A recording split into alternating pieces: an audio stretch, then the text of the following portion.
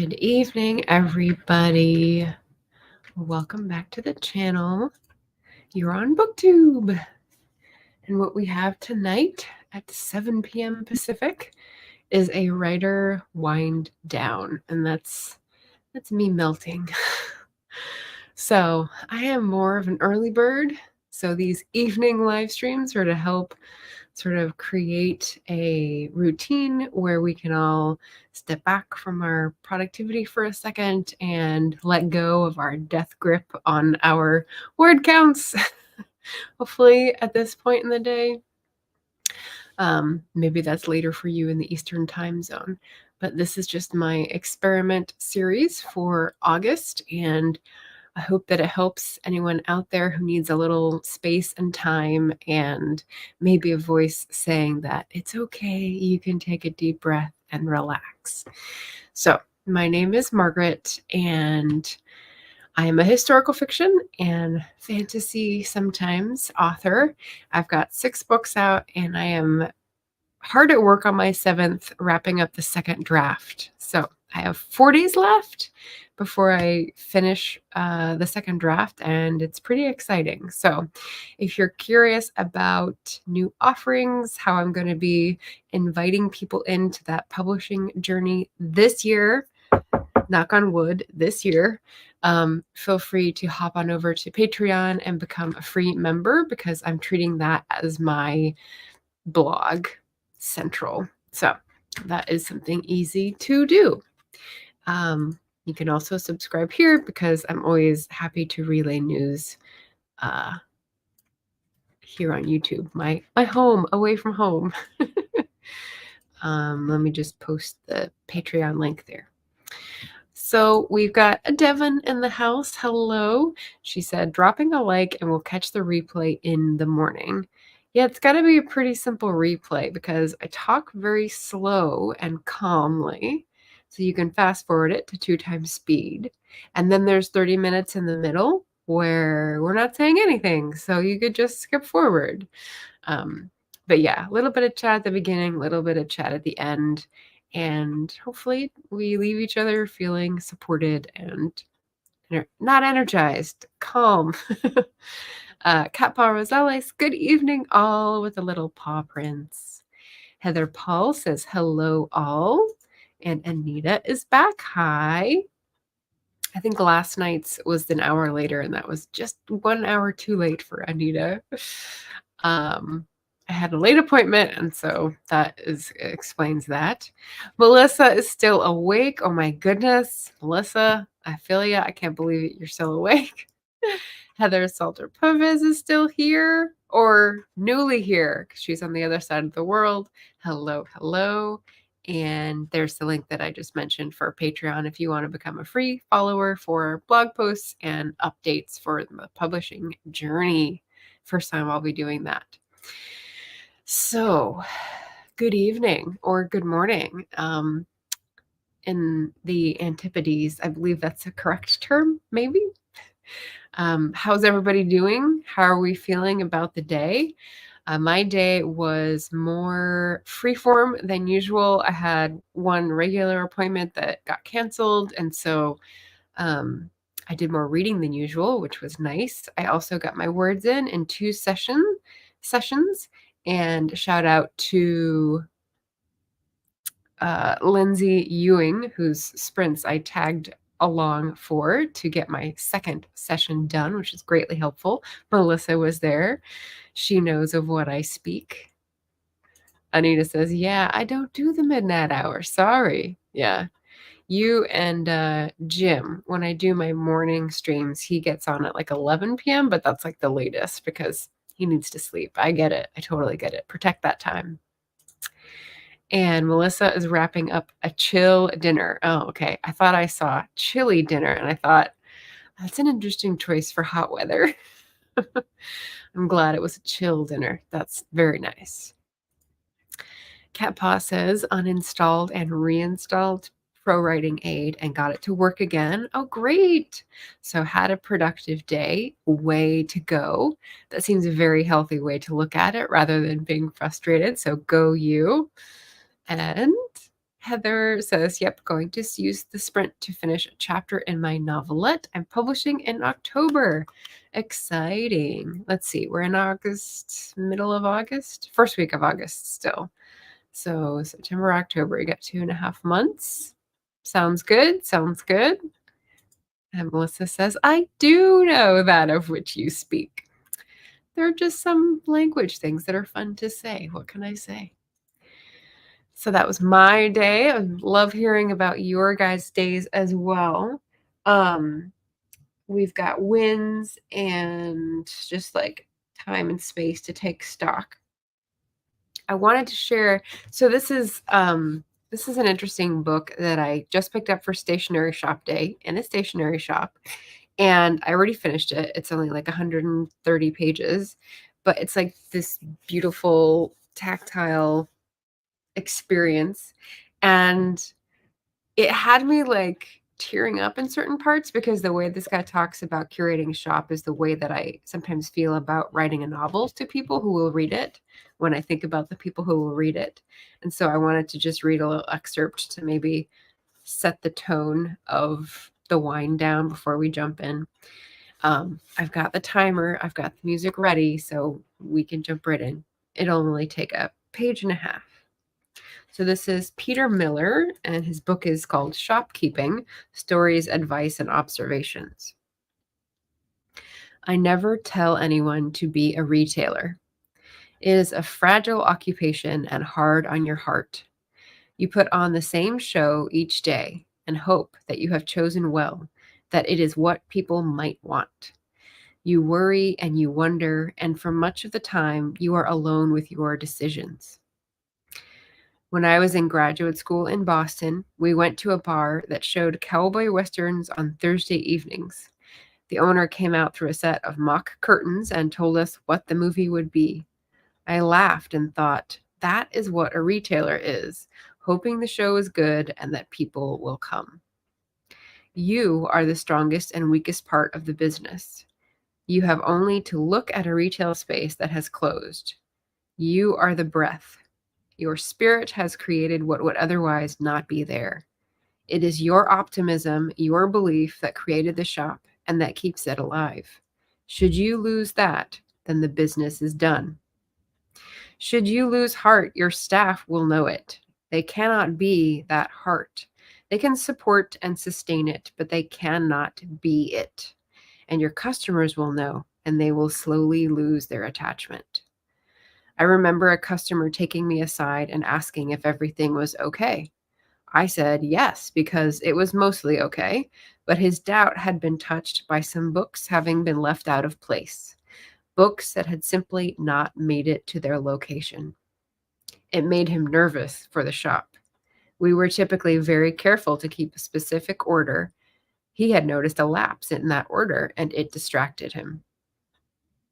The best interior designer in Seattle's history, Jean Jongewaard, would often come to the shop in its quiet. Jean Jongewaard would often come to the shop in its quietest moments. She would arrive, open her wonderful big smile, point out that no one was there, and say, well, I guess that it all falls on me. And then she would stack books up on the counter to be delivered to her office.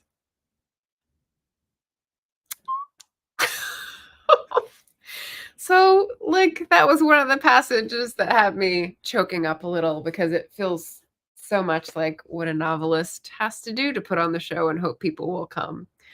So I just really connected with the book. So that was good to set the mood.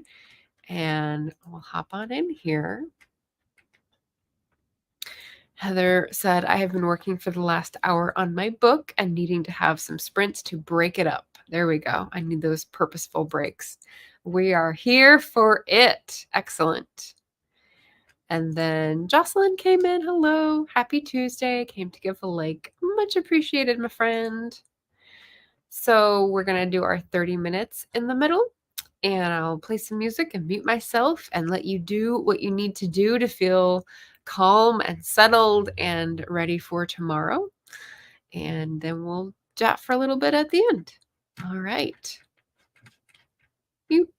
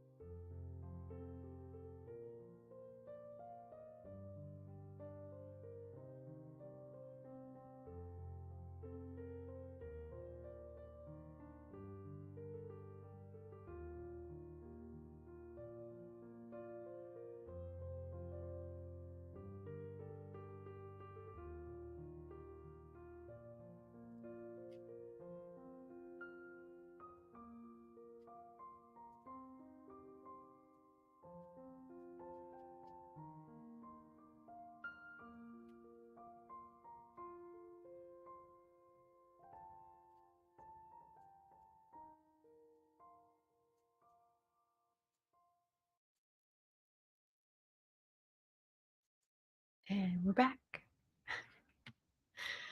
And just to draw your attention to the timer, this is lovely sunset by my friend TL Russ Lifestyle. So use her for all your photography and timer needs.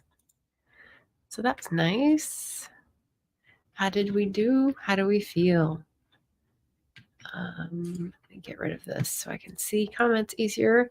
There was a whole bunch happening in the chat. So I had a few comments on the reading that I did from Shopkeeping by Peter Miller. Melissa said, so beautiful and compelling. Made me think of my nonprofit too. Right? I agree. Yeah. The soul work. Cat Paw said, hearts, hearts, hearts, hearts. Yeah.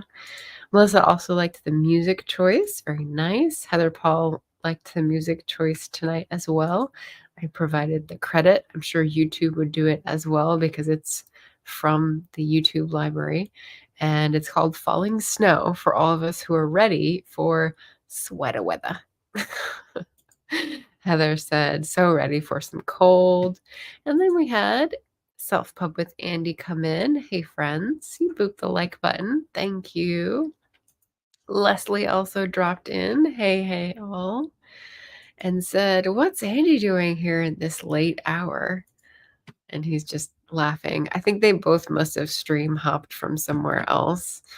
Andy said, was about to sleep, but need a snack first and figured I'd come hang out with the cool crowd. What's on the snack menu? Leslie asked. Andy says, sunflower seeds, raisins, and dark chocolate chips. Yummy mix, I call it. Sounds good. Yummy indeed, said Leslie. Add an ale, and I'm on board. And Andy says, will chamomile do? Heather Paul says, it's brownies and tea for me. That sounds like my cup of tea. That sounds delish, says Andy. That sounds lovely, says Leslie. Yeah, I'll take a cuppa. Andy is off. Leave this on. Thank you, Andy. Have a good evening, Margaret and friends. Peace. Yep, peace out. Lovely 30 minutes. Victoria Talks Writing is here. Hello. Hello, friend. Haven't seen you in a while. Kelly Colby got 2% read. I joined in the middle. So glad to find you. I was having trouble concentrating. Yay. Nice to see you, Kelly. Oh, Herkiad, that's why. I was like, I remember seeing you, but it was in a different sort of screen. I think that's what it was. Tell me if I'm wrong. Leslie says, hey, Melissa and Victoria. Melissa is giving us a snowman. I love it. Got some reading done, says Anita. Not much left to go. Excellent. Melissa had a crisp, delicious apple.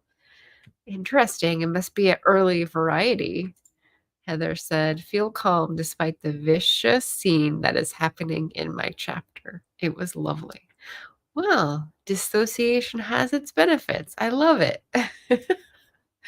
Kappa says, I messaged my nephew, had a shower, and brushed my teeth. Now chilling with some Sudoku. That's really nice. Yeah, someone on Lindsay's sprint was listening to an audiobook and coloring in a coloring book. And I thought that is the perfect combination for relaxing. Leslie said, hey to Anita. Yeah, Kelly said, that's the one. Herkyed, yeah, on the Discord. That sounds soothing.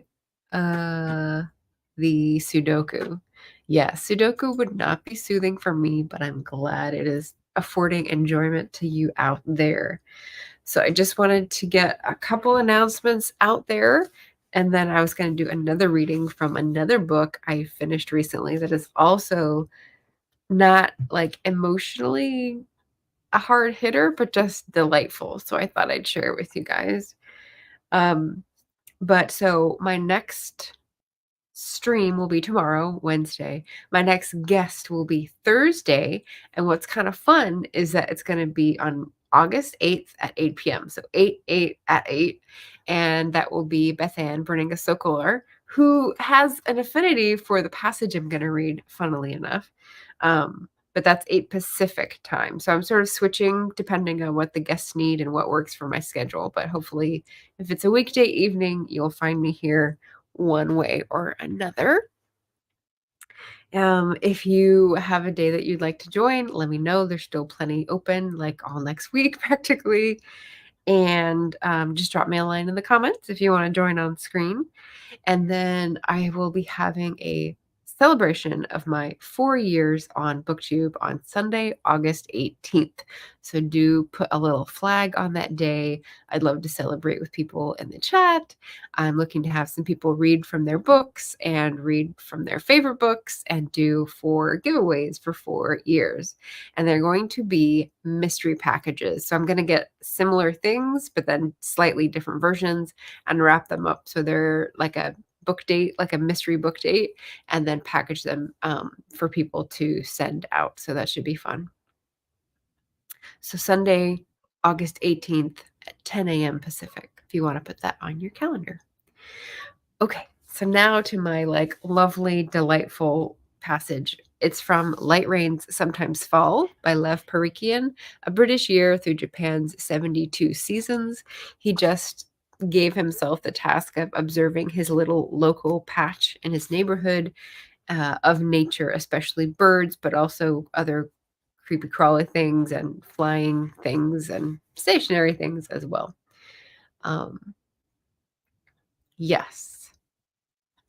Fun anniversary, yeah. And Heather says, with all the crazy distractions from fiance and kid, 139 words. Woohoo!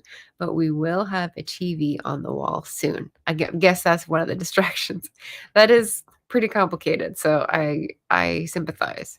Yes, August 18th. Got it. Beautiful book cover. I know.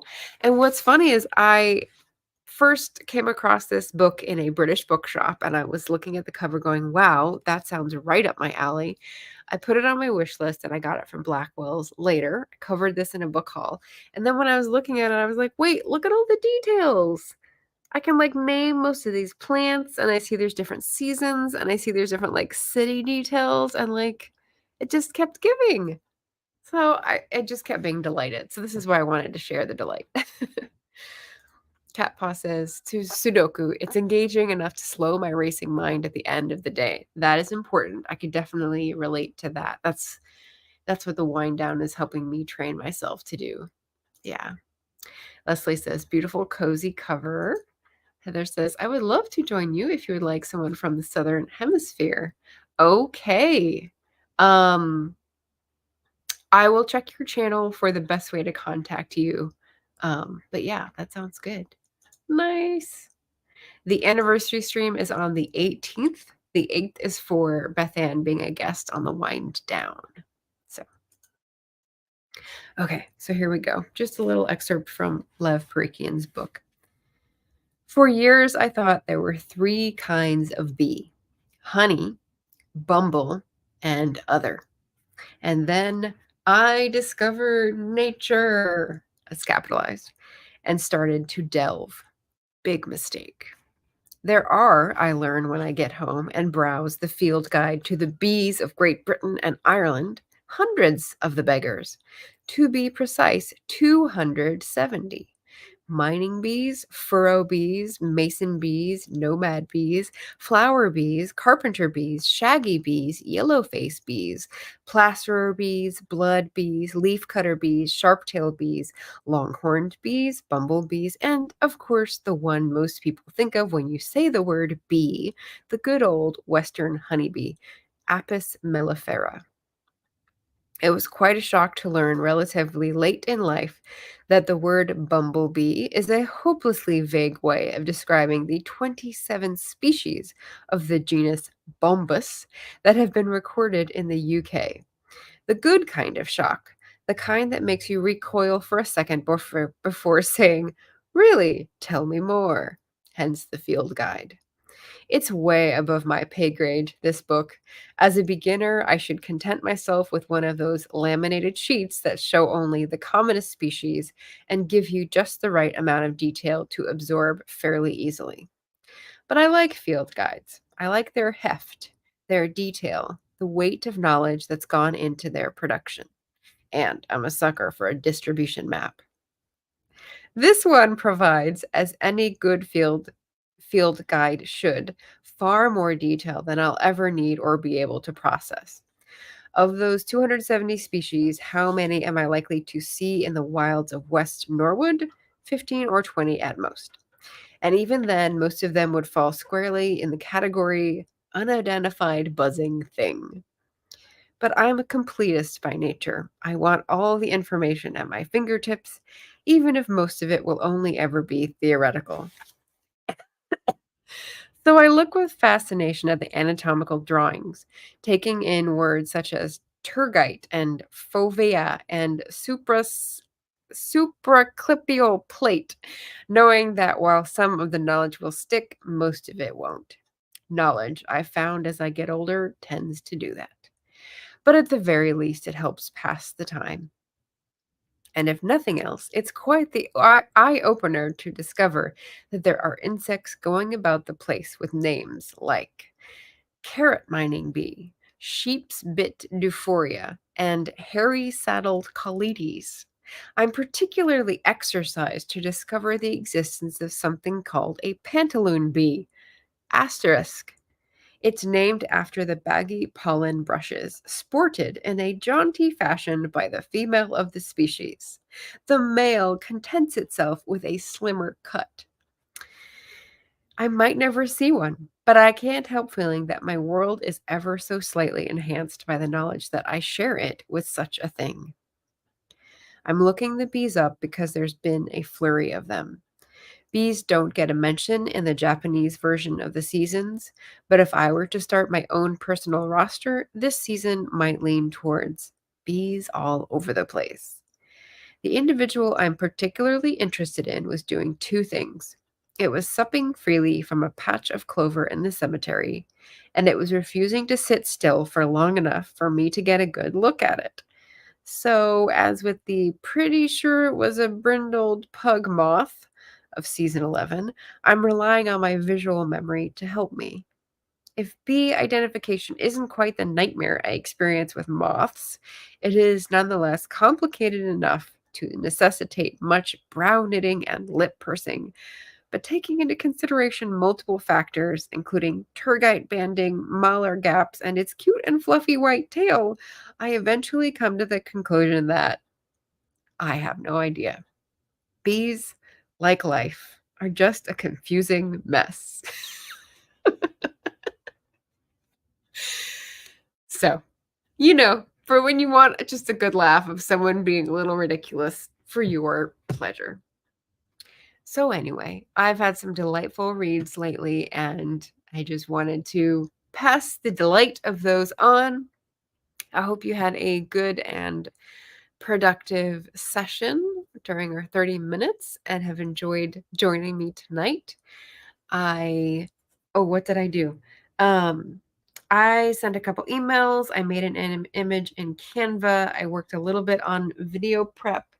And then I did some brainstorming for titles.